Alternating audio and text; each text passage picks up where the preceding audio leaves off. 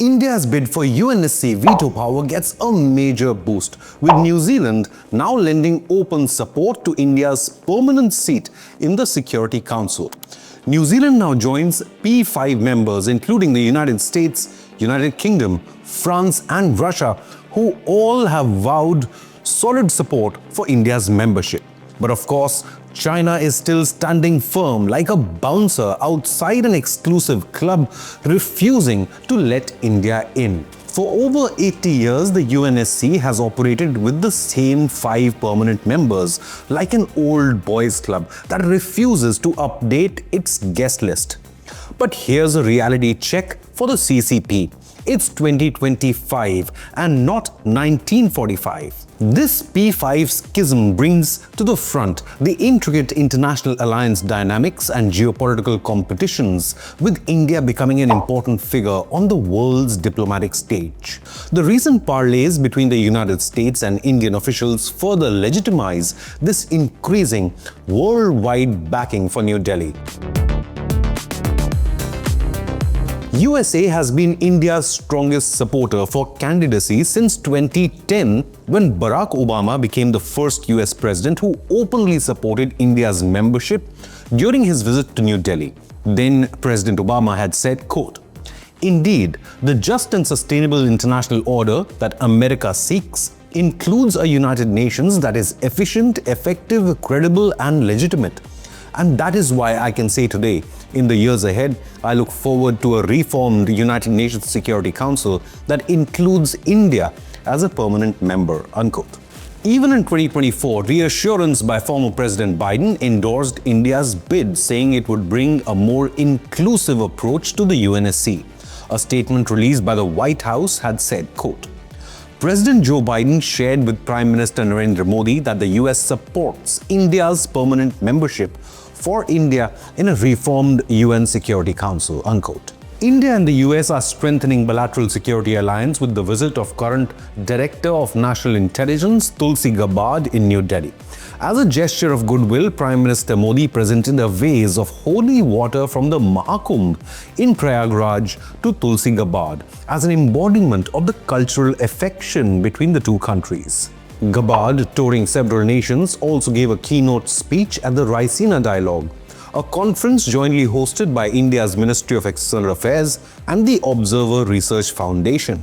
During her trip, Gabbard also met with Defence Minister Rajnath Singh, during which India expressed serious concerns regarding the activities of Khalistani secessionist groups in the United States.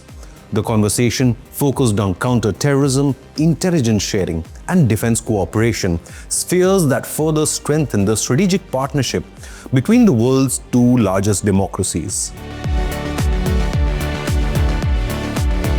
The United Kingdom has also continued to be a staunch supporter of India's permanent membership in the UNSC. In 2023, UK Ambassador Barbara Woodward claimed, quote, "We support the creation of new permanent seats for India, Germany, Japan and Brazil, as well as permanent African representation on the Council," unquote. Even France has been a strong supporter, claiming India's membership would enhance the legitimacy and effectiveness of the Security Council.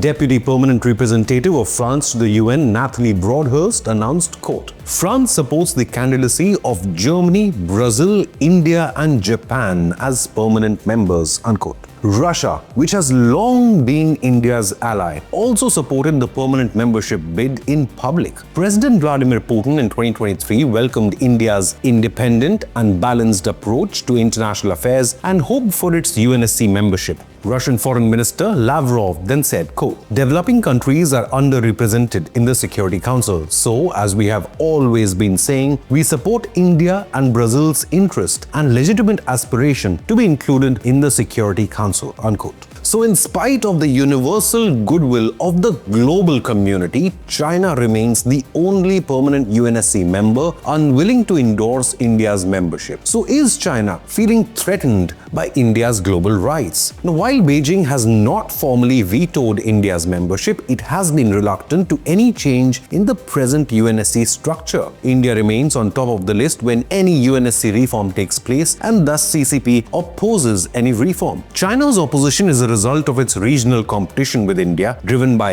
border disputes, economic rivalry, and a strategic interest in preserving its exclusive permanent UNSC membership as the sole representative of Asia. Alarmingly, a few reports have also suggested that China wants India to cease its backing for Japan's inclusion, the other G4 member and a staunch US ally. But more importantly, the biggest historical adversary of China, with Imperial Japan having conquered large parts of China in the past. In addition, China's ambiguous expressions of solidarity to developing nations in the USC have been widely understood to be an effort to avoid open solidarity with India. So while other P5 members have hinted they might be open to limited reform, China's veto remains the biggest barrier. Any expansion of the permanent membership of the UNSC must have unanimous consensus of all current P5 members. So the question remains, will diplomatic pressure work on China and finally tilt the scales in New Delhi's favor? Leave a comment with your opinion, hit the like button and subscribe to Inconnect News.